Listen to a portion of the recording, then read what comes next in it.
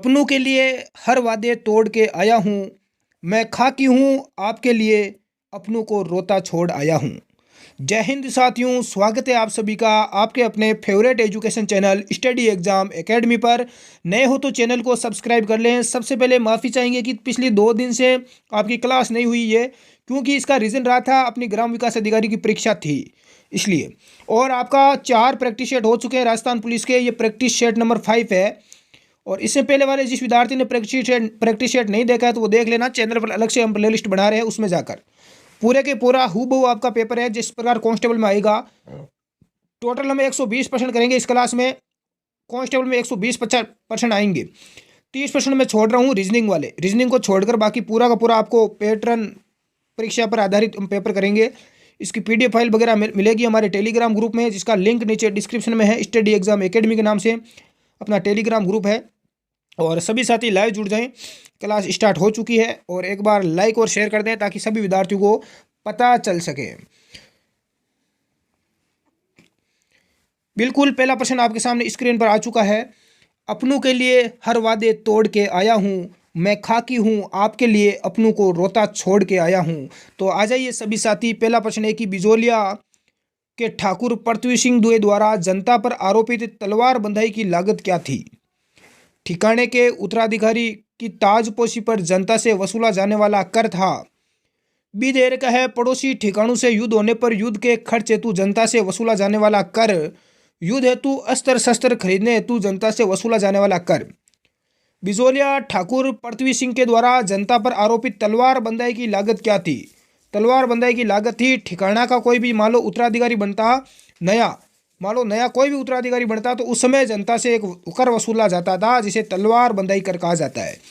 ये आपका right answer माना जाएगा।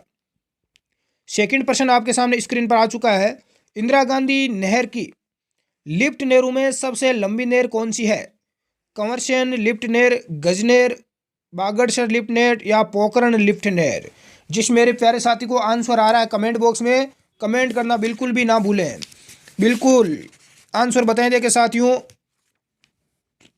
बहुत सारे विद्यार्थी राइट आंसर बता रहे हैं। बिल्कुल, बहुत ही अच्छी तैयारी है बहुत सारे विद्यार्थियों की, और इस बार आपका कांस्टेबल बनने का सपना भी मुझे इस तरह से पूरा होता हुआ दिखाई दे रहा है।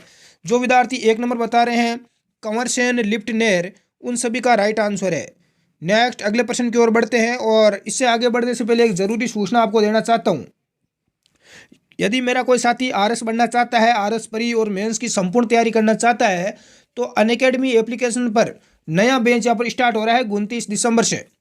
बिल्कुल बहुत शानदार तैयारी करवाई जाएगी RS की। पिछली बार बहुत सारे विद्यार्थी यहाँ से सिलेक्ट हुए थे। Live classes, recorded video, mock test वगैरह सारी सुविधा आपको उपलब्ध मिलेगी। इसमें आप राजपाल 10 का कोड का यूज़ करते हैं तो 10% का इसमें आपको डिस्काउंट भी मिलता है। लिंक डिस्क्रिप्शन में है। प्रश्न संख्या 3 आपके सामने आ चुका है। यदि मैं राज्य की नौकरी करूंगा तो अंग्रेजों को बाहर निकाल फेंकने का काम कौन करेगा? ये किसने कहा? अर्जुन लाल सेठी ने, विजय सिंह पथिक ने, प्रताप सिंह बारट ने या गोपाल सिंह खटवा ने?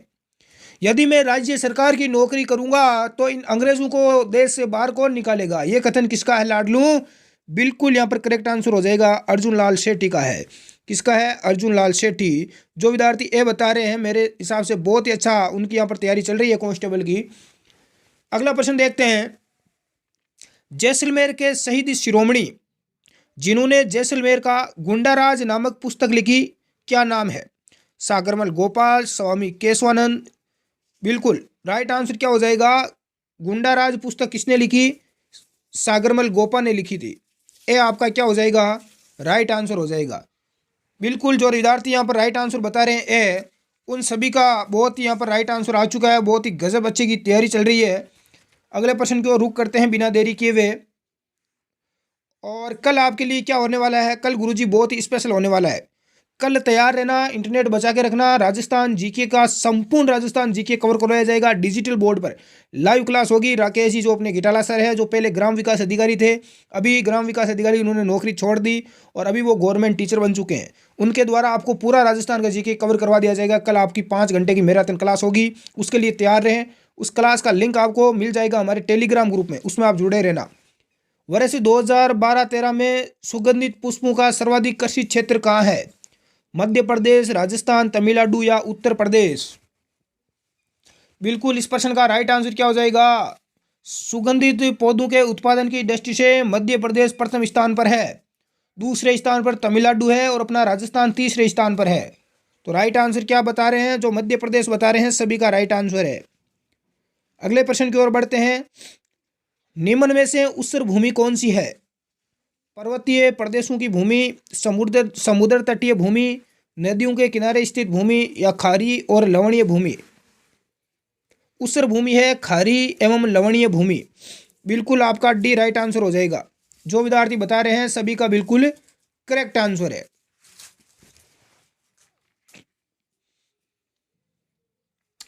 अगले प्रश्न की ओर बढ़ते हैं। राजस्थान विधान परिषद में 1/6 सदस्यों को कितने वर्ष के लिए मनोनीत करता है? 6 वर्ष, 5 वर्ष, 4 वर्ष या 3 वर्ष? विधान परिषद के सभी सदस्यों का कार्यकाल कितना होता है रे गुरुजी? 6 वर्ष का होता है, जिसमें से 1/3 सदस्य हर 2 वर्ष में सेवानिवृत्त होते हैं तथा उनके स्थान पर नए सदस्य चुने जाते हैं या इन्हें मनोनीत भी किया जाता है। तो राइट आंसर हो जाएगा 6 वर्ष। ये प्रश्न कई बार एग्जाम में पूछा जाता है। विद्यार्थी यहाँ पर 5 वर्ष के चक्कर में गलत करके आते हैं। नेक्स्ट अगला प्रश्न देखते हैं। अगला क्या है कि राष्ट्रीय माध्यमिक शिक्षा अभियान का क्या लक्ष्य है? राष्ट्रीय माध्यमिक शिक्षा अभियान का लक्ष्य क्या है? बिल्कुल इसका लक्ष्य क्या हो जाएगा?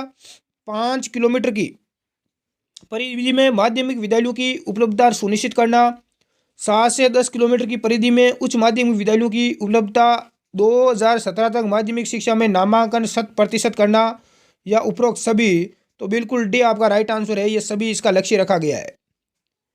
अगला प्रश्न देखते हैं। 7वीं योजना में 8% वार्षिक दर से औद्योगिक विकास करने हेतु किन 2 क्षेत्रों पर सर्वाधिक बल दिया गया? लोहा इस्पात एवं खनिज उत्पादन पर, कोयला एवं लोहा इस्पात पर, संरचनात्मक सुविधा और विद्युत उत्पादन पर, कोयला एवं तकनीकी विकास पर? तो इसे संरचनात्मक सुविधा और विद्युत उत्पादन पर बल दिया गया है। सी आपका क्या हो जाएगा? बिल्कुल राइट आंसर माना जाएगा। अगला प्रश्न देखते हैं। अगला प्रश्न क्या है?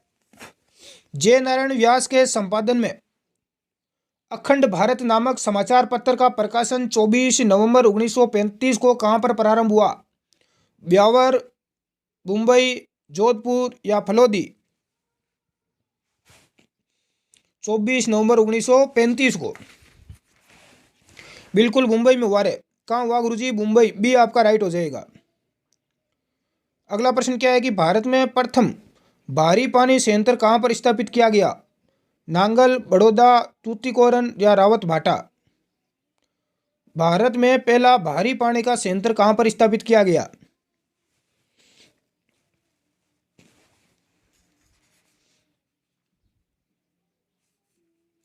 जो विद्यार्थी यहाँ पर आंसर बता रहे हैं नांगल, उन सभी का यहाँ पर करेक्ट आंसर हो जाएगा। नेक्स्ट अगला प्रश्न देखते हैं। राजस्थान का शराब उत्पादक स्कॉटलैंड किस जिले को कहा जाता है? भरतपुर, धौलपुर, अलवर या चूरू?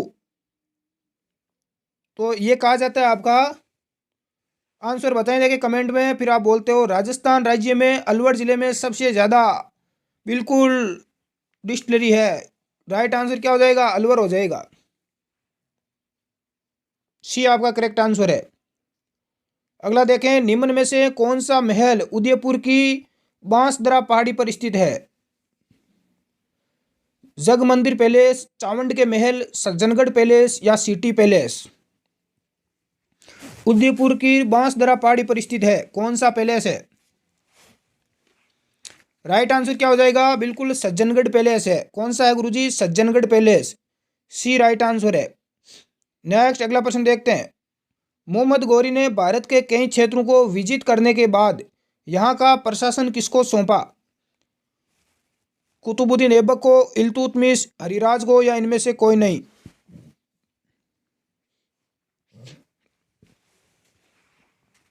तो राइट आंसर क्या हो जाएगा? बिल्कुल कुतुबुद्दीन ऐबक को। ये आपका यहाँ पर राइट आंसर हो जाएगा। इसके बाद में इल्तुतमिश यहाँ पर राजा शासक बनता है। नेक्स्ट अगला देखें, निम्न में से कौन सा युग्म असंगत है? लोक नाट्य शैली और प्रचलित क्षेत्र। कौन सा लोक नाट्य किस क्षेत्र में प्रचलित है? ये ऐसा प्रश्न देखो कल क्रमशः एग्जाम में रिलेटेड प्रश्न पूछा गया, तो काफी महत्वपूर्ण रहेगा, ध्यान रखना। आंसर करें, देखें कमेंट में। तो राइट आंसर क्या हो जाएगा? देखो, चारबेद लोक नाट्य शैली आपकी कहाँ की है? टोंक जिले की। रेस्या दंगल भरतपुर डीग। भवाई हनुमानगढ़। रासलीला फुलेरा। तो देखो भवाई हनुमानगढ़ यहाँ पर असंगत है, गलत है। तो भवाई कहाँ का है? क्या करेक्ट आंसर हो जाएगा? भवाई जो लोक नाट्य है ये मुख्यतः गुजरात का एक लोक नाट्य है। कहाँ का है? गुजरात का है गुरुजी, बिल्कुल। परंतु राजस्थान के, गुजरात के सीमावर्ती इलाकों में भी ये काफ़ी लोकप्रिय है, ये भी ध्यान रखना। राजस्थान गुजरात से जो बॉर्डर लगता है जिन जिलों का, उनमें भी ये थोड़ा बहुत चलता है। अगला देखें, निम्न में से कौन सा असंगत है? चित्रकार और चित्रित ग्रंथ आपको दे रखा है। पहला है हीरानंद। हीरानंद के द्वारा चित्रित ग्रंथ का नाम दे रखा है आपको सुपासन हचरियम। अगला है नसीरुद्दीन रागमाला साहिबदीन कल्पसूत्र। और अगला है जगन्नाथ बिहारी सतसई। तो इनमें से कौन सा आपको गलत दे रखा है? तो राइट आंसर बहुत सारे विद्यार्थी गलत बता रहे हैं। साहिबदीन बिल्कुल कल्पसूत्र जो यहाँ पर रॉन्ग दे रखा है। सी राइट आंसर हो जाएगा इस प्रश्न का। अगला प्रश्न देखते हैं, टाइगर मैन ऑफ इंडिया के नाम से कौन विख्यात है? Amrita Devi, Hari Singh, Kailash Sankhala, Mukesh Bhargava. Tiger man of India के नाम से कौन प्रसिद्ध है? बिल्कुल इन्हीं के प्रयासों से 1973 ईस्वी में टाइगर प्रोजेक्ट शुरू हुआ था। कैलाश सांगला को कहा जाता है टाइगर मैन। सी आपका राइट आंसर हो जाएगा। नेक्स्ट, सबसे अधिक नौटंकियां कहाँ पर है? नौटंकी मंडलियां सबसे ज़्यादा भीलवाड़ा, भरतपुर, अलवर या सवाई माधोपुर। तो सबसे ज़्यादा नौटंकियां मंडलियां कहाँ पर है? बिल्कुल राइट आंसर आ चुका है भरतपुर। जो विद्यार्थी भी बता रहे हैं सभी का राइट है। नेक्स्ट अगला देखते हैं, भारत का प्रथम परमाणु अनुसंधान रिएक्टर निम्न में से कौन सा है? साइरस, अप्सरा, जलिना या ध्रुव। राइट आंसर क्या हो जाएगा? प्रथम परमाणु अनुसंधान रिएक्टर कौन सा है? बिल्कुल अप्सरा। अप्सरा ये ट्रॉम्बे महाराष्ट्र में 1956 में स्थापित किया गया था, 1956 में। अप्सरा बिल्कुल भी आपका राइट है। नेक्स्ट अगला प्रश्न देखते हैं, राज्य में 20 सूत्रीय कार्यक्रम की शुरुआत किसके द्वारा की गई? राजीव गांधी, इंदिरा गांधी, जवाहरलाल नेहरू या लाल बहादुर शास्त्री।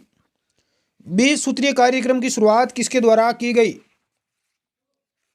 बिल्कुल इंदिरा गांधी के द्वारा। बी आपका राइट हो जाएगा। अगला प्रश्न क्या है कि राजस्थान ललित कला अकादमी की स्थापना कब की गई? 24 अक्टूबर 1950, 24 अप्रैल 1952, 24 नवंबर 1957, 24 मार्च 1956। तो राजस्थान में ललित कला अकादमी की स्थापना हुई थी आपकी, कब हुई रहे? आंसर बताएं देखें।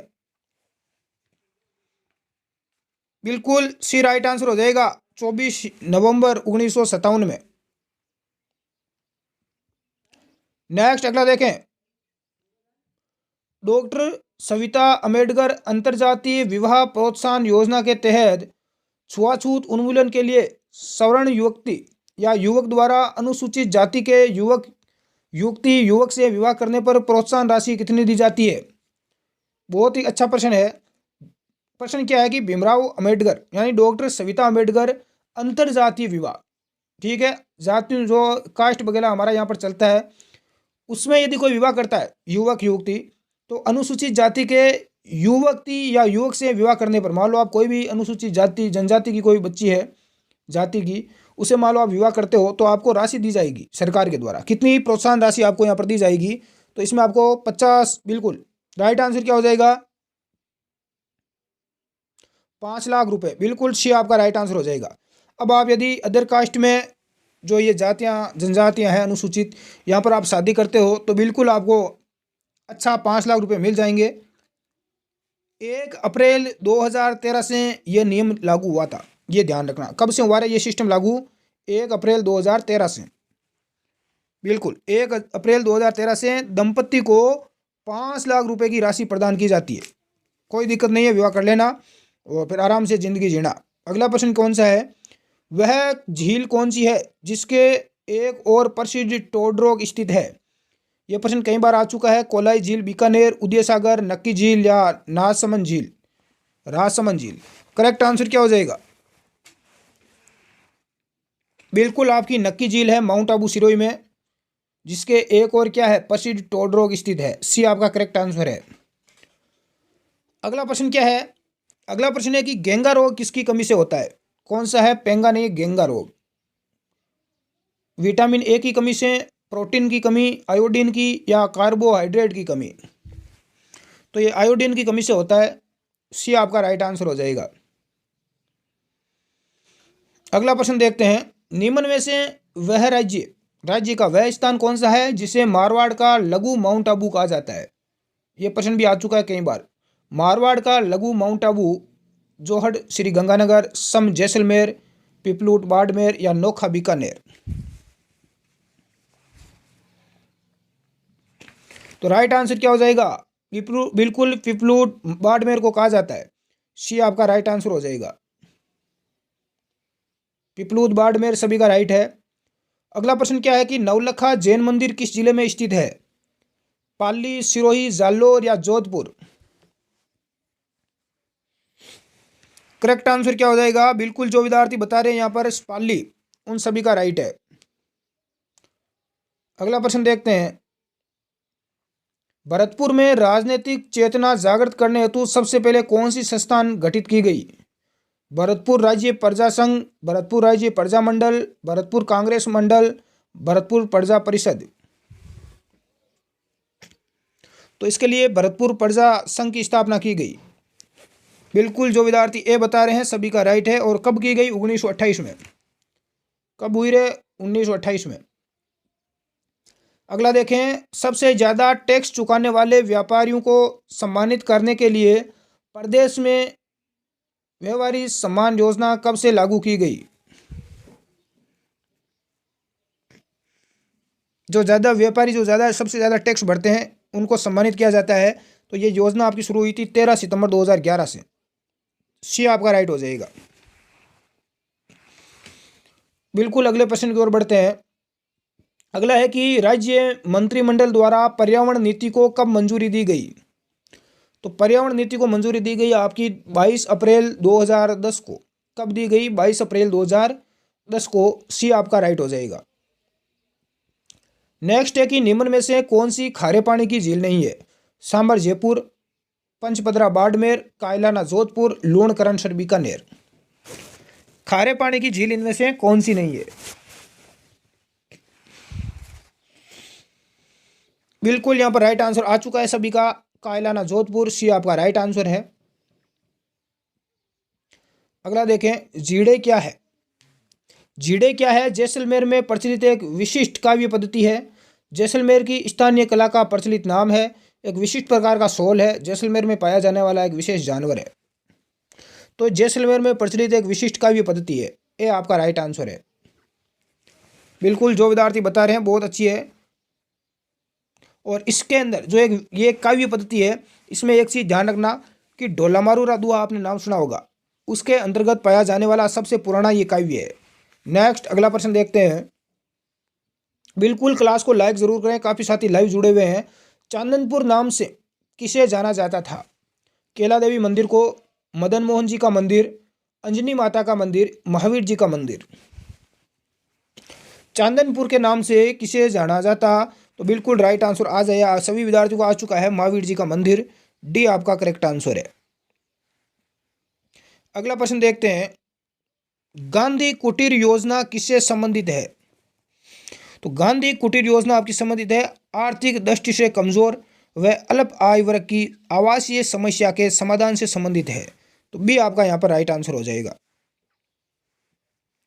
अगला प्रश्न क्या है कि प्रदेश के सरकारी स्कूलों में अब बच्चों के साथ बुजुर्गों को भी मिड डे मील योजना को पायलट प्रोजेक्ट के रूप में कहाँ चलाया जाएगा।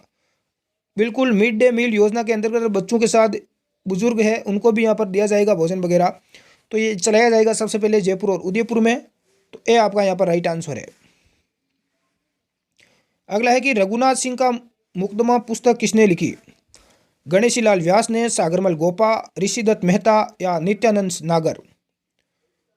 रघुनाथ सिंह का मुकदमा पुस्तक लिखी आपकी सागरमल गोपा ने। बी आपका राइट आंसर है। अगला प्रश्न है कि बैसाख सुदी 4 को घोर मेला किस स्थान पर लगता है? राउतबाटा कोटा, सियावा सिरोही, बुढ़ादीत कोटा, विराटनगर जयपुर? तो ये आपका लगता है सियावा सिरोही में। राइट आंसर आपका बी हो जाएगा। भारतीय संविधान की 12वीं अनुसूची किससे संबंधित है? पंचायती राज संस्थाओं को दी गई शक्तियां, पंचायती राज संस्थाओं की कार्यप्रणाली के नियमों से, शहरी निकायों की कार्यप्रणाली के नियमों से या शहरी निकायों को हस्तांतरित की जाने वाली शक्तियों से? जो अनुसूची 12वीं है वो किससे संबंधित है लाडलू? बिल्कुल जो विद्यार्थी बता रहा है शहरी निकायों को हस्तांतरित करने वाली शक्तियां।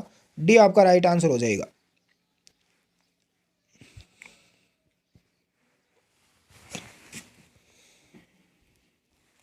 अगला प्रश्न है कि किस माता को गिरवा क्षेत्र की वैष्णो देवी के रूप में जाना जाता है? ब्राह्मणी माता, डाड देवी, नीमच माता या आशापुरा माता? गिरवा क्षेत्र की वैष्णो देवी आपको नीमच माता को माना जाता है। सी आपका राइट हो जाएगा।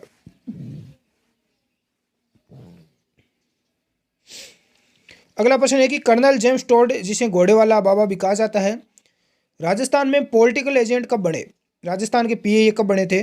1800 ईस्वी, 1817, 1840 या 1795? राइट आंसर आपका बी हो जाएगा 1817 में। सभी का राइट आ चुका है। देखते हैं झाला हवेली किस चित्र शैली को प्रदर्शित करती है? बूंदी शैली, जयपुर शैली, कोटा शैली या नागौर शैली? तो झाला हवेली किस चित्र शैली को प्रदर्शित करती है? तो कोटा चित्र शैली को प्रदर्शित करती है। सी आपका राइट होगा। अगला प्रश्न क्या है कि बनास की सहायक मोरेल नदी पर निर्मित मोरेल बांध परियोजना से लाभान्वित जिले कौन से हैं? जयपुर, दौसा, दौसा सवाई माधोपुर, दौसा अलवर, सवाई माधोपुर और करौली? तो मोरेल बांध परियोजना से जो लाभ हो रहा है वो आपके दौसा और सवाई माधोपुर जिलों को हो रहा है। तो राइट आंसर आपका बी हो जाएगा। यह परियोजना दौसा की लालसोट तहसील में है। दौसा की कौन सी तहसील है? लालसोट। नेक्स्ट अगला देखते हैं। अगला प्रश्न काफी महत्वपूर्ण रहेगा। निमूचना हत्याकांड, जिसमें सरकारी सैनिकों की अंधाधुंध गोलीबारी से सैकड़ों किसान शहीद हो गए थे, किस तिथि को हुआ? अरे निमूचना हत्याकांड को कौन भूल सकता है? कोई नहीं भूल पाएगा। कब हुआ? करेक्ट आंसर क्या हो जाएगा बताएं देखें। और महात्मा गांधी ने इस हत्याकांड को जलियांवाला बाग कांड से भी बड़ा कांड बताया था कि भी जलियांवाला हत्याकांड हुआ था, उससे भी ज़्यादा खतरनाक है। कब हुआ? बिल्कुल 14 मई 1925 को हुआ। भी आपका राइट आंसर होगा। एग्जाम में सीधा पूछा जाता है कि किस हत्याकांड को महात्मा गांधी ने जलियांवाला बाग हत्याकांड की संज्ञा दी? तो निमूचना हत्याकांड। अगला प्रश्न है कि केशवदास गार्डन किस शासक के दरबारी कवि थे?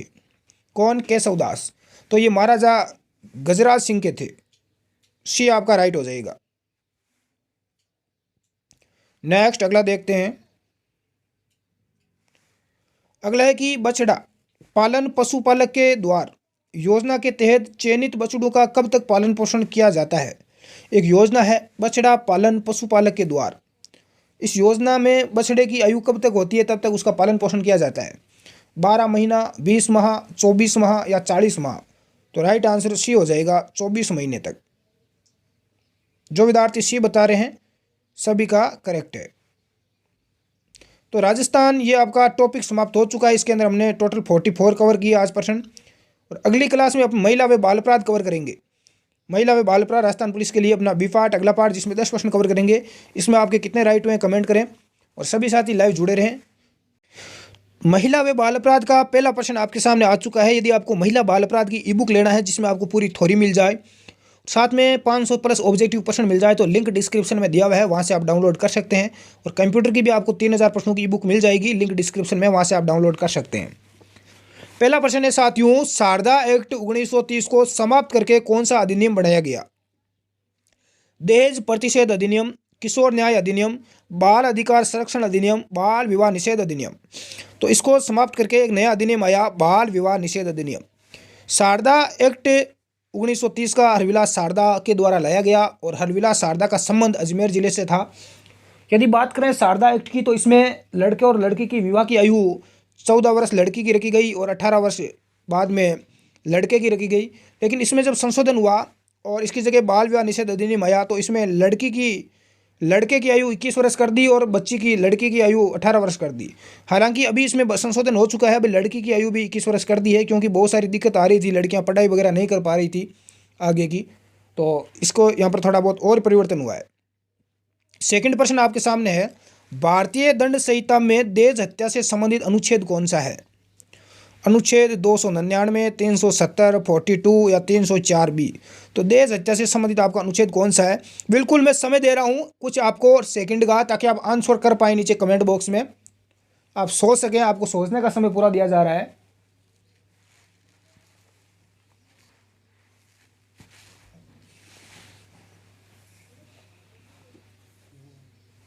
तो जो विद्यार्थी इसका आंसर डी बता रहे हैं, अनुच्छेद 304B, उन सभी का राइट है।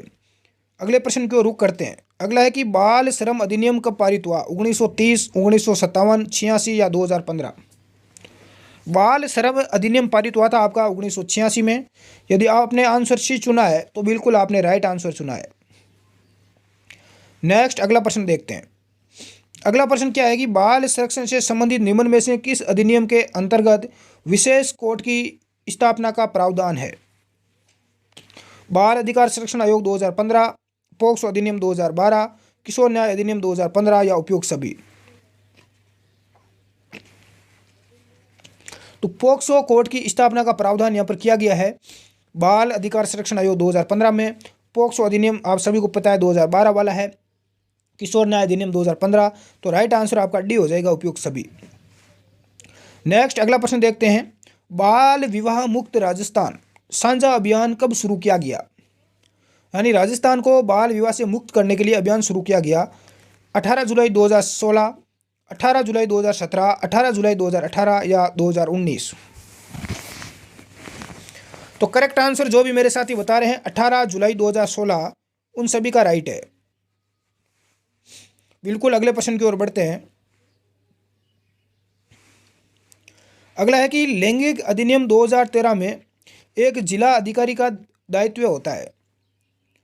जिला अधिकारी का क्या दायित्व है? स्थानीय समिति के कार्य का पर्यवेक्षण करना, महिला अधिकारों के विषय में जागरूकता अभियान चलाना, गैर सरकारी संगठनों को जन जागरूकता अभियान चलाने के लिए प्रोत्साहित करना, या डी है उपरोक्त सभी? तो डी आपका राइट आंसर हो जाएगा, ये सभी दायित्व हैं इसके। नेक्स्ट अगला प्रश्न देखते हैं। घरेलू हिंसा अधिनियम के अंतर्गत पीड़िता को संयुक्त परिवार में रहने का अधिकार कौन सा अनुच्छेद प्रदान करता है? अनुच्छेद 15, 14, 17 या 19? तो अनुच्छेद 17 करता है। सी आपका यहाँ पर राइट हो जाएगा। नेक्स्ट अगला देखते हैं। घरेलू हिंसा अधिनियम 2005 के किस अनुच्छेद में संतान की अभिरक्षा का आदेश दिया गया है? अनुच्छेद 17 में, 18 में, 20 में या 21 में? तो संतान की अभिरक्षा का आदेश दिया गया है अनुच्छेद 20 में। यदि आपने आंसर सी चुना है तो आपका राइट होगा। अगला प्रश्न क्या है कि महिलाओं का कार्य स्थल पर लैंगिक उत्पीड़न अधिनियम 2013 में मध्यस्थता का प्रावधान किस अनुच्छेद के अंतर्गत आता है? अनुच्छेद 10 में, 19 में, 12 में या 7 में?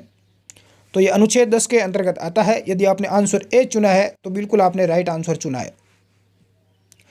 महिला बाल अपराध में 10 प्रश्न आएंगे कांस्टेबल के, और आज का इस 10 जो अंतिम प्रश्न है इस चैप्टर का, लैंगिक अधिनियम 2013 के अंतर्गत धारा 11 संबंधित है। जितनी भी धाराएं याद कर लेना, एग्जाम में आ सकती है। अभियुक्त के परिजनों की जांच से हैं, शिकायतकर्ता की जांच से हैं, शिकायतकर्ता के परिजनों की जांच से हैं, या शिकायतकर्ता के मित्रों की जांच से हैं? तो धारा 11 का संबंध है वो है शिकायतकर्ता की जांच से। बिल्कुल आपका राइट आंसर भी हो जाएगा। एक प्रश्न और लेते हैं यहाँ पर राजस्थान जीके का। निम्न में से कौन सी वेशभूषा परंपरागत राजस्थानी पहचान है? साफा, कुर्ता, धोती या पैजामा? ये प्रश्न देखो कई बार एग्जाम पूछा जाता है। राजस्थानी वेशभूषा की परंपरागत यानी पुराने समय से लगातार चली आ रही पहचान क्या है?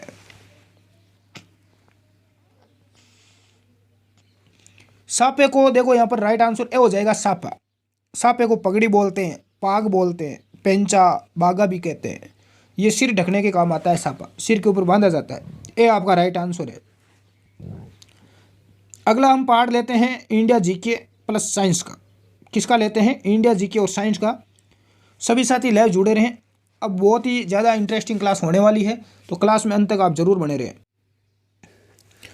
पहला प्रश्न है कि सविनय अवज्ञा आंदोलन की असफलता के बाद गांधी जी ने महत्व दिया रचनात्मक कार्यक्रम को, हिंसा के सीमित उपयोग को, अंग्रेजों से समझौते पर, या इनमें से कोई नहीं। जब सविनय अवज्ञा आंदोलन असफल रहा तो गांधी जी ने किसके ऊपर यहाँ पर ज़्यादा महत्व दिया? राइट आंसर बताएं प्यारे लाडलू। गांधी जी के इंग्लैंड प्रवास के दौरान सविनय अवज्ञा आंदोलन को सरकार ने बर्बरतापूर्वक दबाना चाहा। बंगाल और उत्तर पश्चिम सीमा प्रांतों में आंदोलन को पूरी तरह यहाँ पर दबा दिया गया। लोगों में आंदोलन के प्रति उत्साह में कमी देखकर गांधी जी ने इस आंदोलन को 7 अप्रैल 1934 को स्थगित कर दिया और अपना ध्यान कहाँ केंद्रित किया? रचनात्मक कार्यक्रमों पर। बिल्कुल ए आपका राइट आंसर है। जो विद्यार्थी ए बता रहे हैं बहुत ही अच्छा यहाँ पर प्रश्न है। नेक्स्ट अगला प्रश्न देखते हैं। निम्नलिखित में से किस सत्याग्रह आंदोलन में गांधी जी ने प्रत्यक्ष रूप से भाग नहीं लिया? क्या प्रश्न है? राजकोट सत्याग्रह, खेड़ा सत्याग्रह, वाईकोम सत्याग्रह या असहयोग आंदोलन। इनमें से कौन सा ऐसा आंदोलन था गांधी जी का जिसमें गांधी जी खुद यहाँ पर प्रत्यक्ष रूप से उपस्थित नहीं रहे? करेक्ट आंसर बताएं लाडलू।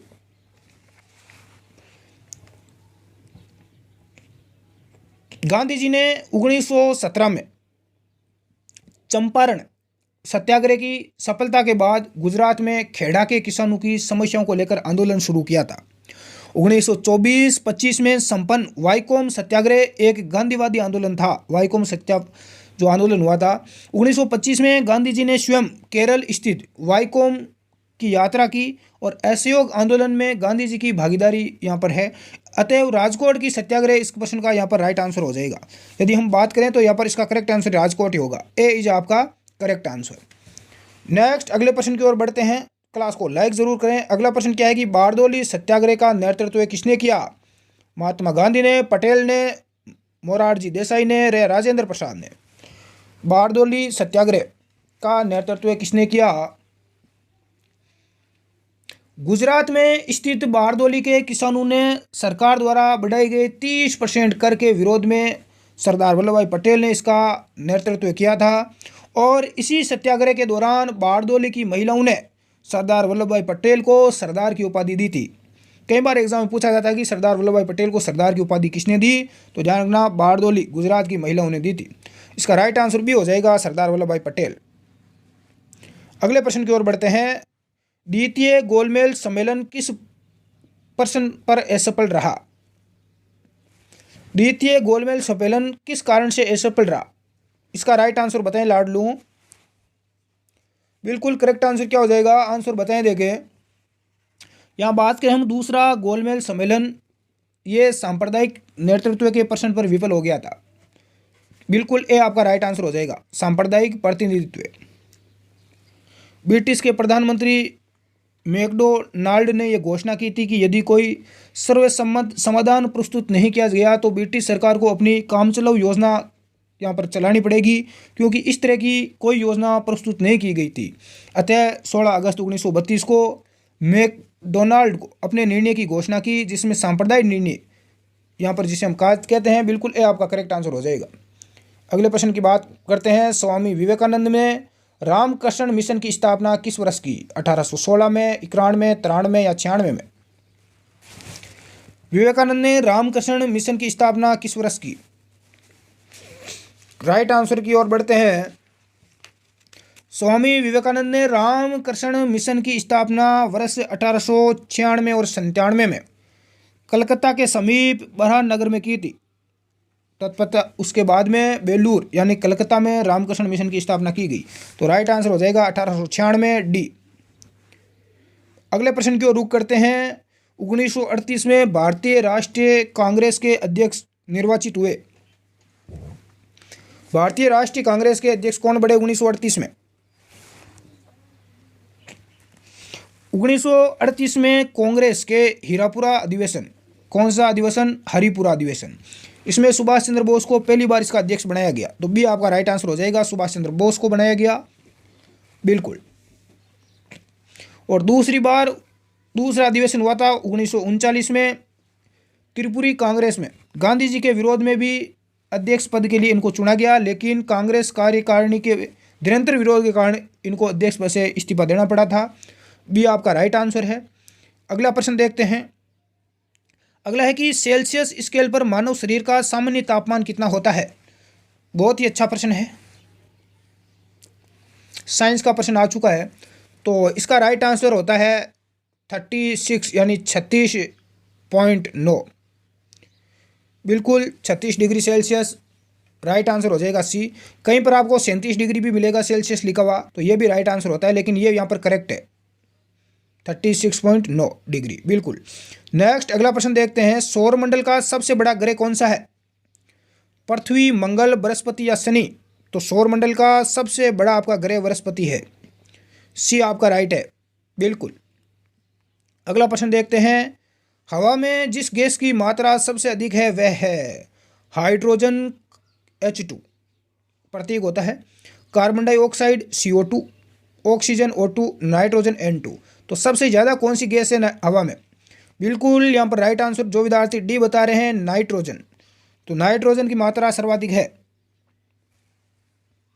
कितनी परसेंट है? 78% है गुरुजी। कितनी है? 78% है नाइट्रोजन। यहाँ पर बात करें ऑक्सीजन की तो लगभग 20-21% ऑक्सीजन की मात्रा है, और इसके अलावा कार्बन डाइऑक्साइड की बात करें तो इसकी मात्रा 0.03% है, बाकी अन्य गैसें हैं।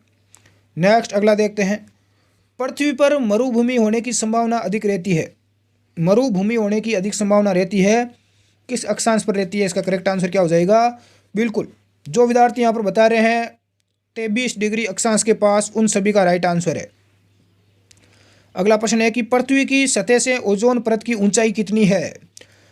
20 किलोमीटर, 50, 80 या 120 किलोमीटर? पृथ्वी की जो सतह है यहाँ से लेकर ओजोन परत की जो ऊंचाई है आपकी वो है 40 से 50 किलोमीटर, भी आपका राइट हो जाएगा। ओजोन का सूत्र क्या होता है? O3। अगले प्रश्न की ओर बढ़ते हैं। मच्छर भगाने वाली दवाओं में सक्रिय रसायन कौन सा होता है? मच्छर भगाने वाली जब हम दवा लेकर आते हैं उसमें कौन सा रसायन मिलाया हुआ होता है? तो राइट आंसर क्या हो जाएगा साथियों? बिल्कुल एथिलीन। क्या कौन सा होता है? एलेथीन। ए आपका करेक्ट आंसर हो जाएगा। नेक्स्ट अगला देखते हैं। पृथ्वी पर घने वन अधिकतर मिलते हैं, सबसे ज़्यादा घने वन आपको क्या कहाँ पर मिलेंगे? ध्रुवों के पास, मकर रेखा के पास, कर्क रेखा के पास या भूमध्य रेखा के पास? तो सर्वाधिक आपको घने जंगल मिलेंगे भूमध्य रेखा के पास में, ए आपका राइट आंसर हो जाएगा। नेक्स्ट अगला प्रश्न देखते हैं। 20 वर्ष की आयु में मानव शरीर में हड्डियों की संख्या लगभग कितनी होती है? 100, 200, 300 या इनमें से कोई नहीं? देखो जो छोटा बच्चा होता है उसमें बोला जाता है कि 300 हड्डियाँ होती है, और यहाँ पर 20 वर्ष की आयु में पूछा गया तो इसका राइट आंसर आपका बी हो जाएगा 200। कुल मिलाकर 206 हड्डियाँ बोली जाती है कि शरीर में होती है, तो 200 यहाँ पर राइट आंसर होगा। नेक्स्ट अगला प्रश्न देखते हैं। अगला प्रश्न क्या है कि 100 वाट का बिजली का बल्ब यदि 10 घंटा जले तो कितनी बिजली खर्च होगी? 0.1 इकाई, 1 इकाई, 10 इकाई या 100 इकाई? बिल्कुल राइट आंसर क्या हो जाएगा? राइट आंसर हो जाएगा आपका 1 इकाई। कितना हो जाएगा? 1 इकाई। बिजली खर्च कितनी हो रही है? इसका देखो सूत्र है वाट इंटू घंटा बट्टा 100। निकालने का सूत्र है वाट इंटू घंटा बट्टा 100। यहाँ पर देखो गुणा करते हैं। 100 वाट का बल्ब है, गुणा कर लेते हैं। 100 वाट का अपना बल्ब है और कितने घंटे चल रही है? 10 घंटे बट्टा यहाँ पर 1000 कर लेते हैं, तो आपका राइट आंसर आ जाएगा कितना आएगा? 1, बिल्कुल 1 यूनिट। नेक्स्ट अगला प्रश्न देखते हैं। एवरेस्ट शिखर पर चढ़ने वाली दूसरी भारतीय महिला कौन थी? बछेंद्री पाल, संतोष यादव, श्रीलेखा या इनमें से कोई नहीं? तो दोस्तों ध्यान रखना, माउंट एवरेस्ट पर चढ़ने वाली दूसरी भारतीय महिला थी संतोष यादव। गुरुजी पहली महिला कौन है? बछेंद्री पाल ही रहे। कौन ही रहे? बछेंद्री पाल। कुमारी संतोष यादव बछेंद्री पाल के बाद भारत की दूसरी ऐसी महिला है जिन्होंने दुनिया की सबसे ऊंची चोटी गुरुजी क्या नाम है उसका? Mount Everest. अरे माउंट एवरेस्ट पर विजय प्राप्त की थी। वह दुनिया की पहली ऐसी महिला है जिन्होंने एक वर्ष में 2 बार माउंट एवरेस्ट पर विजय प्राप्त की। एक ही साल में कितनी बार चढ़ी रहे? 2 बार चढ़ी गुरुजी। बिल्कुल, पहली बार 1992 में और दूसरी बार 1993 में। 92 में और उसके बाद में 93 में। नेक्स्ट अगला प्रश्न देखते हैं। भारतीय संविधान का 73वां संशोधन प्रावधान करता है। 73वां संविधान संशोधन क्या प्रावधान करता है? भारतीय संविधान के 73वें संविधान संशोधन 1993 में संविधान के भाग 9 में 16 अनुच्छेद तथा 11वीं अनुसूची इसमें जोड़ी गई और इसके द्वारा पंचायतों के गठन, उनके निर्वाचन, शक्तियां और उत्तरदायित्वों के संबंध में ये बिल्कुल हमें जानकारी देता है। तो डी आपका राइट आंसर हो जाएगा। अगला प्रश्न देखते हैं। निम्नलिखित राजवंशों में किसका उल्लेख संगम साहित्य में नहीं हुआ है? कदम, चेर, चोल या पांड्य? तो किस राजवंश का उल्लेख हमें संगम साहित्य में नहीं मिलता है? बिल्कुल ए है कदम, इसका नहीं मिलता है। तो किस किस का मिलता है? चेर है, चोल है, पांड्य है, ये सारे इसमें शामिल है। नेक्स्ट अगला प्रश्न देखते हैं। पाटलिपुत्र में स्थित चंद्रगुप्त का महल मुख्यतः बना था। पाटलिपुत्र में जो चंद्रगुप्त मौर्य था सम्राट, इसका महल किसका बना था? ईंटों का, पत्थर का, लकड़ी का या मिट्टी का? गुरुजी आपको कैसे पता चला? बिल्कुल सी राइट आंसर है, लकड़ी का महल था। किसका था रे? इतना बड़ा सम्राट था फिर भी लकड़ी के महल में रहा करता था। गुरुजी आपको कैसे पता चला? अरे जो मेगास्थनीज है, इस मेगास्थनीज के विवरण से पता चलता है कि चंद्रगुप्त का महल लकड़ी का बना हुआ था, जिसके चारों ओर खाई बनी हुई थी। क्या बनी हुई थी? खाई, ताकि कोई आकर हमला ना कर दे। वर्तमान पटना के निकट खुदाई में लकड़ी के स्तंभों तथा लकड़ी की चारदीवारी के इसमें यहाँ पर प्रमाण भी मिले हैं। नेक्स्ट अगला प्रश्न देखते हैं। मानव शरीर का कौन सा हिस्सा पीत रस को संग्रहित करता है? पीत रस को संग्रहित कौन सा हिस्सा करता है? बिल्कुल पित्ताशय करता है। कौन करता है? पित्ताशय। सी आपका राइट हो जाएगा। ये लो, बहुत ही शानदार प्रश्न आ गया है जिसका इंतजार था आप सभी को कि गुरुजी कुछ ऐसा प्रश्न लेकर आओ, कुछ अलग ही। ये लो, हुमायूं के द्वारा लड़े गए प्रमुख युद्धों तथा तिथि अनुसार सही क्रम संकेत करें और युद्ध स्थलों के सामने अंकित करें। कौन सा युद्ध किस प्रकार से तिथि क्रम में यहाँ पर पूछा गया, लड़ा गया? तो यहाँ पर देखो, सबसे पहले आपको डेट भी पता होना चाहिए। सबसे पहले हुमायूं ने देवरा का युद्ध लड़ा। तो देवरा कहाँ पर है गुरुजी? बी में भी मिल रहा है। अरे बी में है और डी में भी देवरा दे रखा है, तो इन दोनों में से ही राइट होगा कोई ना कोई। कब हुआ देवरा का युद्ध?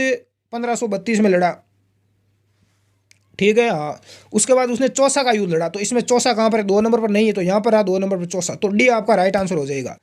गुरुजी देवरा का युद्ध 1532 में लड़ा, बिल्कुल। चौसा का युद्ध कब लड़ा? हुमायूं ने 1539 में। 1539 में। उसके बाद उसने कन्नौज का युद्ध लड़ा 1540 में। कब लड़ा रहे? 1540 में। और उसके बाद में सरहिंद का युद्ध लड़ा 1555 में। तो ये आपका राइट आंसर हो जाएगा डी। बिल्कुल डी राइट है। जिस विद्यार्थी ने राइट बताया बहुत ही गजब तैयारी है। नेक्स्ट अगला देखें। बिल्कुल इंडिया हिस्ट्री की क्लास चलती है अपने यूट्यूब चैनल पर, पूजा मैडम लेते हैं, उनकी आप क्लास जरूर देखें। निम्नलिखित में से किस इतिहासकार ने शाहजहां के शासनकाल को मुगल काल का स्वर्ण युग कहा? हम बोलते हैं कि मुगल काल का स्वर्ण युग कहा जाता है शाहजहां के काल को, लेकिन किसने कहा था ये आपको पता होना चाहिए। बिल्कुल करेक्ट आंसर क्या हो जाएगा? शाहजहां का राज्यकाल भारत के मध्यकालीन इतिहास में स्वर्ण युग के नाम से प्रसिद्ध है। ये कहा था डॉक्टर SR शर्मा ने। गुरुजी SR शर्मा तो ऑप्शन में ही नहीं है, लेकिन इसमें ऑप्शन में इनमें से कोई नहीं ये तो दे रखा है, तो डी आपका राइट आंसर हो जाएगा। इनमें से कोई नहीं।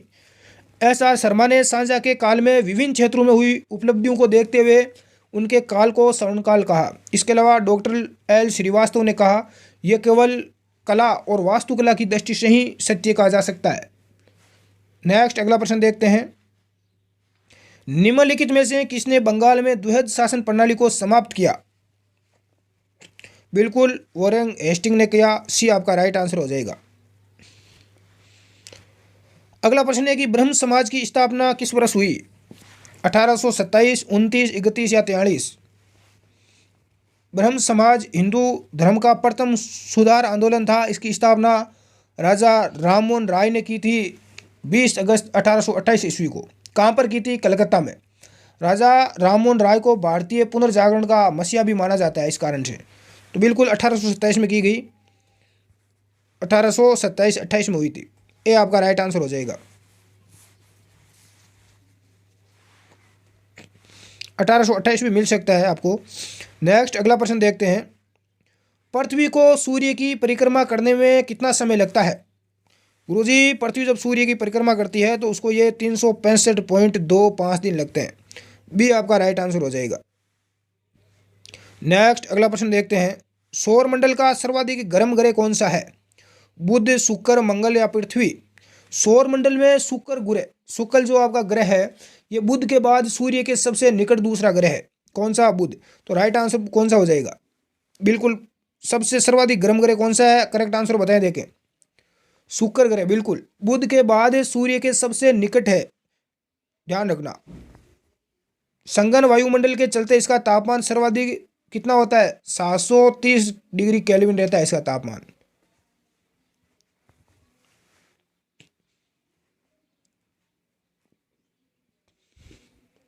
अगला प्रश्न देखते हैं। विश्व की सर्वाधिक लंबी पर्वत श्रृंखला कौन सी है? हिमालय, एंडीज, रॉकीज या आल्प्स?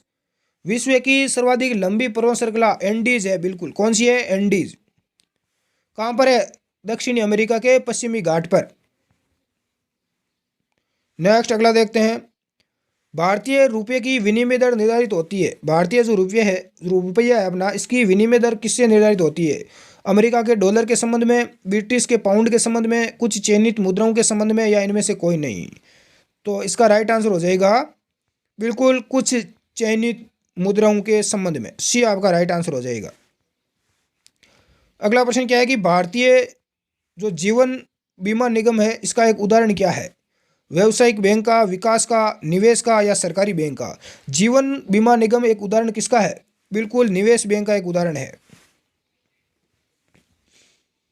नेक्स्ट अगला प्रश्न देखते हैं।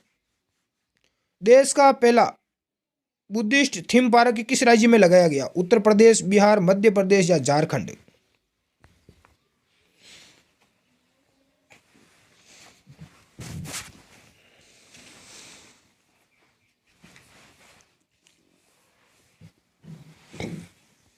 बिल्कुल थीम पार्क आपका मध्य प्रदेश में लगाया गया। सी राइट हो जाएगा आपका। अगला प्रश्न क्या है? लाइट हाउस परियोजना का संबंध किसे है? घर तक बिजली पहुंचाने, घरों को स्वच्छ रखने, आकाशीय बिजली से सुरक्षा करने के लिए, या पर्यावरण अनुकूल मजबूत घर प्रदान करने के लिए? तो डी आपका राइट आंसर होगा। नेक्स्ट अगला देखते हैं। अगला प्रश्न क्या है कि काजा कलास को हाल ही में किस देश की पहली महिला प्रधानमंत्री के रूप में नियुक्त किया है? किस देश की बनी है? बिल्कुल एस्टोनिया की। ये आपका राइट हो जाएगा। अगला प्रश्न क्या है कि राजस्थान के कोटा में चंबल नदी पर बनने वाले राज्य के सबसे लंबे पुल की लंबाई कितनी है? ये लो आज गया प्रश्न। राजस्थान का सबसे लंबा पुल बन रहा है कहाँ पर? कोटा में, चंबल नदी पर बन रहा है, और इसकी लंबाई पूछ ली गई है इस पुल की। तीनों चीज़ें ध्यान रखना। इसकी लंबाई है 1880 मीटर, बिल्कुल 1880 है। डी राइट हो जाएगा। अगला प्रश्न क्या है कि बिड़ला फाउंडेशन द्वारा 30वें बिहारी पुरस्कार से किसे सम्मानित किया गया? 30वां बिहारी पुरस्कार किसके द्वारा दिया गया? बिड़ला फाउंडेशन के द्वारा, और इसी के द्वारा दिया जाता है। किसको प्रदान किया गया? आंसर करें, देखें। आंसर करें लाडलू, बिल्कुल मोहन कृष्ण बोहरा को दिया गया। ये आपका राइट आंसर हो जाएगा। अगला प्रश्न क्या है कि राजस्थान में मुख्यमंत्री जिला नवाचार निधि योजना के अंतर्गत प्रत्येक जिले को प्रतिवर्ष कितने रुपए आवंटित किए जाएंगे? 20 लाख, 50 लाख, 1 करोड़ या 5 करोड़? तो राइट आंसर क्या हो जाएगा? बिल्कुल 1 करोड़ रुपए। सी आपका करेक्ट है। तो हमने इस पार्ट में 35 प्रश्न कर लिए, जैसे कि जैसे कांस्टेबल एग्जाम में पूछे जाते हैं। और आपके 35 में से कितने राइट हुए हैं मुझे कमेंट बॉक्स में कमेंट करके ज़रूर बताएं। और आज अपना अंतिम पार्ट रहता है कंप्यूटर का। अब कंप्यूटर के मैं 30 प्रश्न लेके आ रहा हूँ, कितने आप देखे राइट कर पाते हैं। जुड़े रहें इस चैनल के साथ में। तो साथियों, पहला प्रश्न है कि कंप्यूटर में कौन हार्डवेयर है? अरे हार्डवेयर और सॉफ्टवेयर के बारे में आपको पता होगा, तो इनमें से हार्डवेयर कौन सा है? तो जो विद्यार्थी राइट आंसर सी बता रहे हैं CD रोम, उन सभी का करेक्ट आंसर है। अगला प्रश्न क्या है? अगला प्रश्न है कि आधुनिक कंप्यूटरों का लघु रूपण संभव हो सका निम्न के प्रयोगों से। ट्रांजिस्टर, समाकलित परिपथ, चिप्स, नैनो पदार्थ या अति सनई? इसका करेक्ट आंसर देखो, हमारी कंप्यूटर की भी क्लास चलती है अलग से, जिसमें हम 50, 60 या 100% कवर करवाते हैं। वो मॉर्निंग में होती है, और मॉर्निंग में आपने देखा भी होगा, आज भी सुबह क्लास हुई थी, नहीं देखा है तो आप जरूर देखें, अलग से क्लास चलती है, उसको भी आप जरूर देखें टॉपिक वाइज।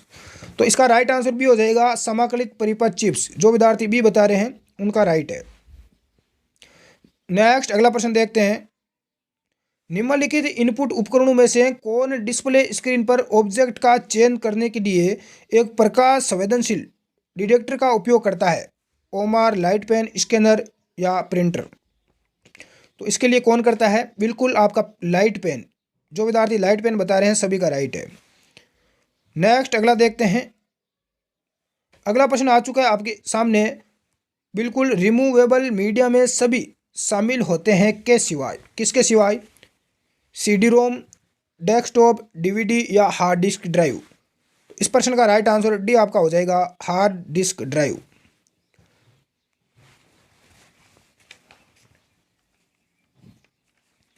नेक्स्ट अगला प्रश्न देखते हैं। निम्न में से कौन सी एक यंत्र सामग्री नहीं है? प्रिंटर, कीबोर्ड, माउस या प्रचालन तंत्र? कौन सी एक यंत्र सामग्री नहीं है? बिल्कुल प्रचालन तंत्र, डी आपका राइट हो जाएगा। अगला प्रश्न क्या है कि इनमें से कौन सी वैज्ञानिक कंप्यूटर भाषा है? बेसिक, कोबोल, फोर्ट्रॉन या पास्कल? वैज्ञानिक कंप्यूटर भाषा है फोर्ट्रॉन। यदि आपने आंसर सी चुना है तो बिल्कुल आपका राइट है। अगला है कि निम्नलिखित में से कौन सा WAN, राइट आंसर पूरा नाम क्या होगा WAN का, हार्डवेयर के लिए आवश्यक है? ब्रिज, स्विच, राउटर या फायरवॉल? बिल्कुल वाइड एरिया नेटवर्क, वैन। कौन सा WAN हार्डवेयर के लिए आवश्यक है? तो इनमें से क्या आवश्यक है? राउटर आवश्यक है। बिल्कुल सी आपका राइट हो जाएगा। नेक्स्ट अगला देखते हैं। अगला प्रश्न क्या है कि फुल स्क्रीन मोड में स्विच करने के लिए इंटरनेट एक्सप्लोरर, गूगल क्रोमो आदि द्वारा प्रयोग की जाने वाली शॉर्टकट की क्या है? F10, F8, F11 या F11, F12? ये सारी क्या है? ये सारी बिल्कुल फंक्शन कीज है, F1 से लेकर F12 तक। तो इसका राइट आंसर क्या हो जाएगा? F11 हो जाएगा। जो विद्यार्थी सी बता रहे हैं बिल्कुल सभी का राइट है। अगला प्रश्न क्या है कि निम्न में से कौन सा विंडोज ऑपरेटिंग सिस्टम से संबंधित नहीं हो सकता? पोर्टेबल, GUI सपोर्ट, मल्टीटास्किंग या ओपन सोर्स? कौन सा विंडोज ऑपरेटिंग सिस्टम से संबंधित नहीं है?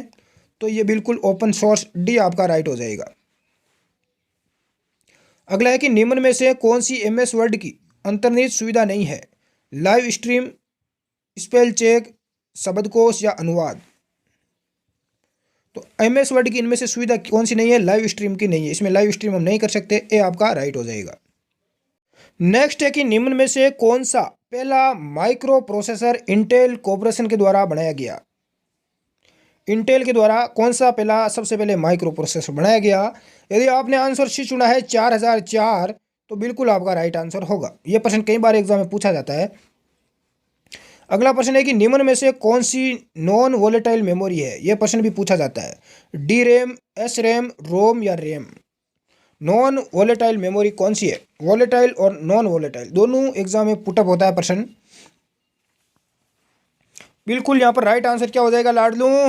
जो विद्यार्थी सी बता रहे हैं रोम, उन सभी का राइट है। देखो रोम यानी इसका पूरा नाम होता है रीड ओनली मेमोरी। ये एक स्थायी यानी नॉन वोलेटाइल मेमोरी है। ये रोम क्या है? स्थायी है, इसलिए इसे नॉन वोलेटाइल कहा जाता है, ध्यान रखना। इसमें जो संग्रहित जितना भी डाटा होता है, सूचना होता है, वो स्वयं नष्ट नहीं होती तथा उन्हें बदला भी नहीं जा सकता। जबकि जो आपकी रैम होती है ना, कौन सी? रोम, रैम, ये आपकी वोलेटाइल है बिल्कुल, यानी कि अस्थायी मेमोरी है। इसमें डाटा को हम रखते हैं, उसमें हम बदल भी सकते हैं, डिलीट भी कर सकते हैं। नेक्स्ट अगला प्रश्न देखते हैं। MS वर्ड में पूरे दस्तावेज को चुनने के लिए किसका उपयोग किया जाता है? पूरे दस्तावेज को चुनने के लिए शायद ग्राम सेवक में ऐसा प्रश्न पूछा गया, तो राइट आंसर सी हो जाएगा। क्या हो जाएगा? सी। MS वर्ड में Ctrl+S से पूरे दस्तावेज को चुनने के लिए हम इसका प्रयोग करते हैं। अगला प्रश्न है, कौन सी कुंजी को विंडो बंद करने के लिए उपयोग में लेते हैं? कौन सी शॉर्टकट कीज है? कंट्रोल F1 F2 F4 या अलर्ट F4? देखो कंट्रोल F4 का प्रयोग करते हैं, राइट आंसर सी हो जाएगा। कंट्रोल F4 कुंजी को विंडो बंद करने के लिए हम इसका उपयोग करते हैं, बिल्कुल सी राइट है। और ध्यान भी रखना एग्जाम में पूछा भी जाता है, अलर्ट F4 मत कर देना। नेक्स्ट अगला देखते हैं, एक से अधिक व्यक्ति को एक कॉमन अक्षर भेजने के लिए हम किसका प्रयोग करते हैं? मेल मर्ज का उपयोग एक से अधिक व्यक्ति को बिल्कुल कॉमन अक्षर भेजने के लिए हम करते हैं, मर्ज एंड फिनिश। डी आपका राइट आंसर हो जाएगा। क्या हो जाएगा? ये हो जाएगा, ध्यान रखना, मेल मर्ज, बिल्कुल। नेक्स्ट अगला प्रश्न देखते हैं, निम्न में से कौन सा एक इम्पैक्ट प्रिंटर है? Daisy wheel printer, inkjet printer, laser printer या थर्मल प्रिंटर? निम्न में से कौन सा इम्पैक्ट प्रिंटर है? तो ये आपका डेजी व्हील प्रिंटर है। यह धीमी गति का एक इम्पैक्ट प्रिंटर है जो एक बार में एक कैरेक्टर को ही प्रिंट करता है। नेक्स्ट अगला देखते हैं, अगला प्रश्न है कि MS एक्सेल में कौन सी शॉर्टकट की पूरे कॉलम को चुनने के लिए उपयोग में लेते हैं? कौन सी शॉर्टकट की है जिसे पूरे कॉलम को चुनने के लिए हम उपयोग में लेते हैं? बिल्कुल कंट्रोल स्पेस का। किसका प्रयोग करते हैं पूरे कॉलम को चुनने के लिए? कंट्रोल स्पेस का। नेक्स्ट अगला प्रश्न देखते हैं, अगला प्रश्न क्या है कि निम्न में से कौन सा कंप्यूटर स्मृति को मापने के लिए इस्तेमाल नहीं होता है? निबल, बाइट, MIPS या बिट? कंप्यूटर की स्मृति को मापने के लिए तो देखो किसका उपयोग करते हैं, किया जाता है, ये ध्यान रखना। तो किसका उपयोग करते हैं? MIPS का, बिल्कुल, मिलियन ऑफ पर सेकेंड। इसका उपयोग हम करते हैं स्मृति को मापने के लिए। जबकि निबल का उपयोग कब करते हैं? निबल का उपयोग किसमें करते हैं? डाटा को मापने के लिए। और 4 बिट में एक निबल होता है। बाइट की बात करें तो ये सूचनाओं की इकाई होती है, और 8 बिट में एक बाइट होता है। और बिट होती है वो सूचना की सबसे छोटी इकाई होती है। बिट क्या होती है? सूचना की सबसे छोटी इकाई होती है।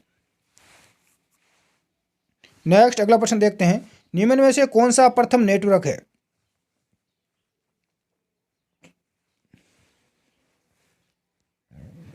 बिल्कुल अर्पानेट यानी वाइड एरिया नेटवर्क होता है, जिसका सन 1969 में इसे प्रारंभ किया गया था।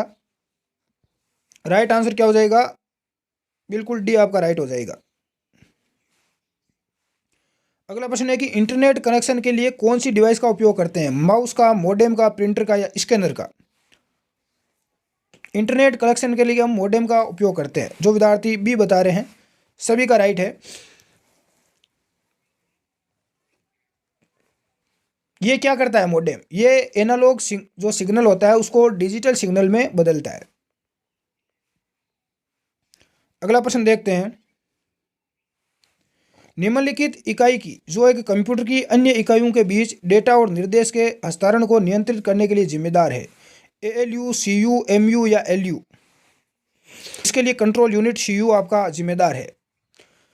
कंट्रोल यूनिट CPU का वे भाग है जो कंप्यूटर के कार्यों और उसमें लगे उपकरणों पर नियंत्रण रखता है और उनके बीच में समन्वय को स्थापित करता है। जबकि जो आपका ALU है, जिसे अर्थमेटिक लॉजिकल यूनिट बोलते हैं, का कार्य होता है मूलभूत अंकगणितीय गणना करना, लॉजिकल कार्य संपादित करना। यहाँ बात करें MU की, MU का पूरा नाम होता है मेमोरी यूनिट। CUP की ये यूनिट, ये जो आपका CUP है, ध्यान रखना कौन सा है? CUP, LU नहीं है।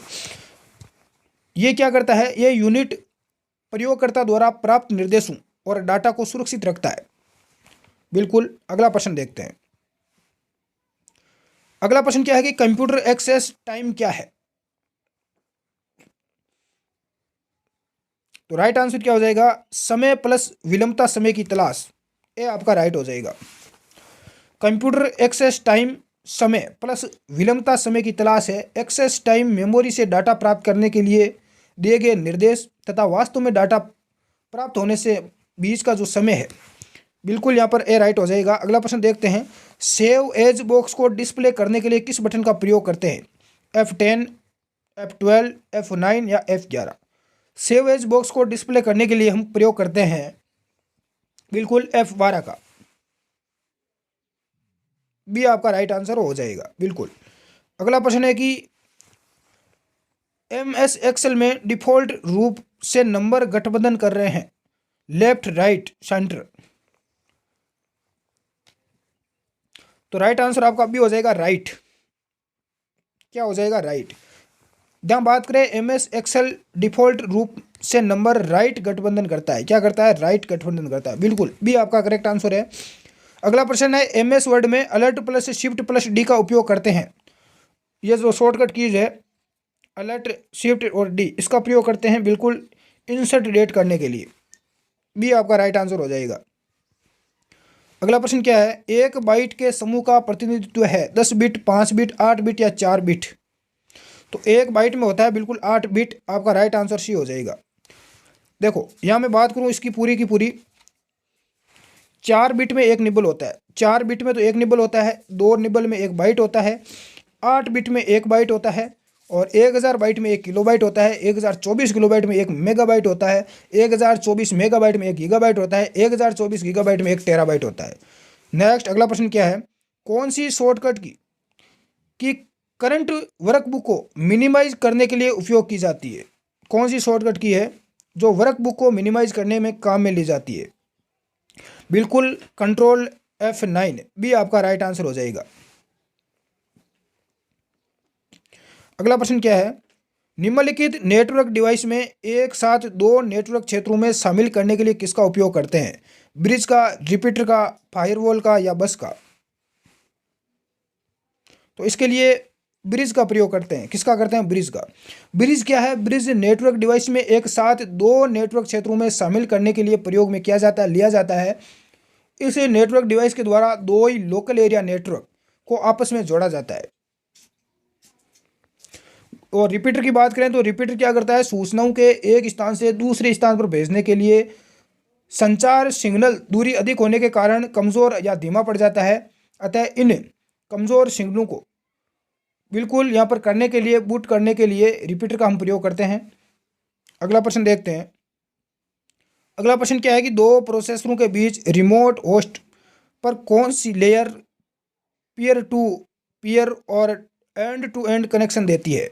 Application layer, data link layer, transport layer या फिजिकल लेयर?